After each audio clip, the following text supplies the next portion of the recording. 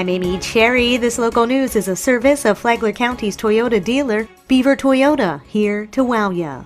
Palm Coast officials are moving ahead with plans to increase safety for local officials and employees. John Arking reports. A first reading is set next week by Palm Coast City Council for a proposed trespass warning ordinance that will allow the city manager as well as police to designate anyone deemed disruptive or dangerous as a trespasser.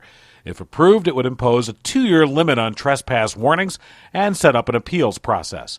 Mayor Melissa Holland says the ordinance makes a distinction between city staff and elected officials. It's one thing when someone makes a threat directly at one of us, which has happened to me as a public official, but it's vastly different when you're talking about protecting employees of an organization. And I do think we have a form of government for a reason. The day-to-day operation is run by, our city manager. I think that needs to be respected. This gives another process at play to have an independent judicial hearing officer hear all the evidence and then come to a determination on what's best. City Attorney Bill Reichman said while trespass warnings are not new in Florida, this ordinance would set up a process to guarantee constitutional protections.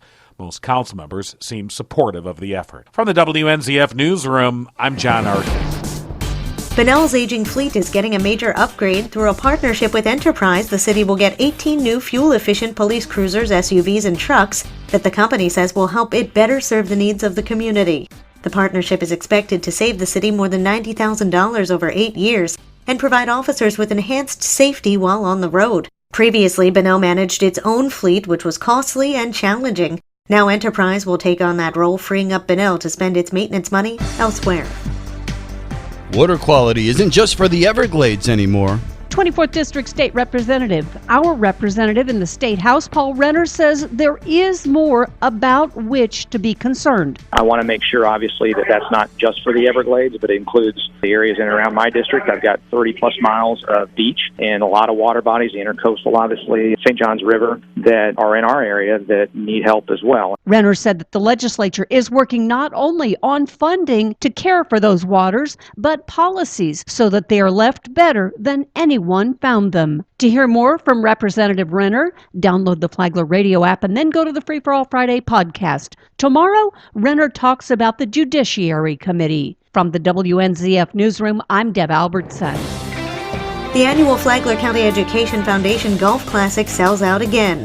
Tony Magoo has the story. The weather was questionable the entire week leading up to the annual Flagler County Education Foundation Golf Classic. It was a sellout, though, and this year held at Plantation Bay Golf Course. With us, we had Shelley Wheeler, Operations and Database Specialist for the Flagler County Education Foundation. This year, we had community members and school members from all over the county and outside the county join together to help raise money for all of our programs that we do at the Flagler County Education Foundation. How much money was raised for the foundation, Shelley? About $32,000, and that will help fund all of the different programs, the Stuff Bus program, Senior Scholarship, Take Stock in Children, all of the different programs that we have. Their next event will be Mardi Gras Casino Night at Grand Haven. That's February the 25th. Visit FlaglerEdFoundation.org to buy your tickets. For Flagler's Morning News, I'm Tony Magoo. And now you're up to date on Flagler's Morning News. I'm Amy Cherry.